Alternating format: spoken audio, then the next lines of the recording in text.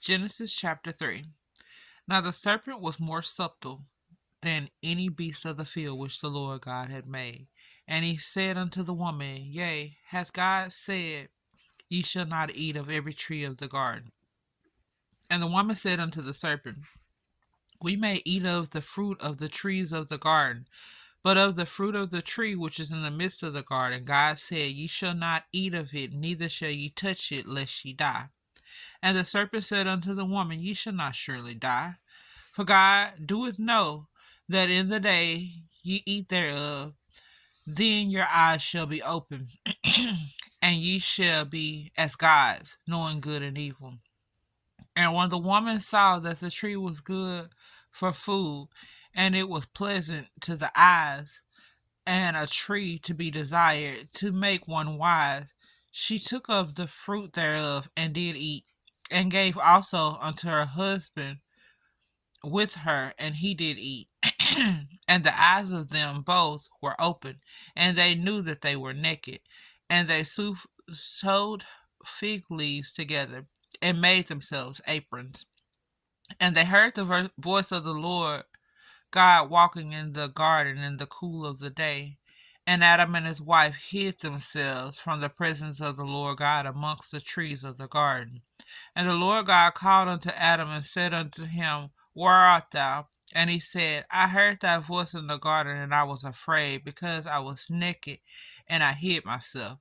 And he said, Who told thee that thou wast naked? Hast thou eaten of the tree whereof I commanded thee that thou shouldest not eat? And the man said, The woman whom thou gavest to be with me, she gave me of the tree, and I did eat. And the Lord said unto the woman, What is this that thou hast done? And the woman said, The serpent beguiled me, and I did eat.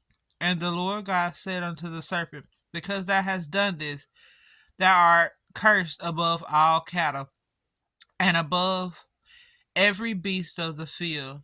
Upon thy belly shalt thou go, and the dust shalt thou eat all the days of thy life. And I will put enmity between thee and the woman, and between thy seed and her seed. It will bruise thy head, and thou shalt bruise his heel.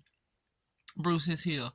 Unto the woman he said, I will greatly multiply thy sorrow and conception. In sorrow thou shalt bring forth children, and thy desire shall be to thy husband, and he shall rule over thee. And unto Adam he said, Because thou hast hearkened unto the voice of thy wife, and hast eaten of the tree of which I commanded thee, saying, Thou shalt not eat of it. Cursed is the ground for thy sake. In sorrow shalt thou eat of it all the days of thy life. Thorns also and thistle shall it bring forth to thee, and thou shalt eat the herb of the field. In the sweat of thy face shalt thou eat bread, till thou return unto the ground. For out of it wast thou taken, from dust thou art, and unto dust shalt thou return. And Adam called his wife's name Eve, because she was the mother of all living. Unto Adam also and to his wife did the Lord God make coats of skins and clothe them. And the Lord God said, Behold, the man is become as one of us, to know good and evil. And now lest he put forth his hand, and take also of the tree of life, and eat, and live forever. Therefore the Lord God sent him forth from the Garden of Eden, and from the Garden of Eden to till the ground from whence he was taken. And so he drove out the man, and he placed at the east of the Garden of Eden cherubs and a flaming sword, which turneth every way to keep the way of the tree of life.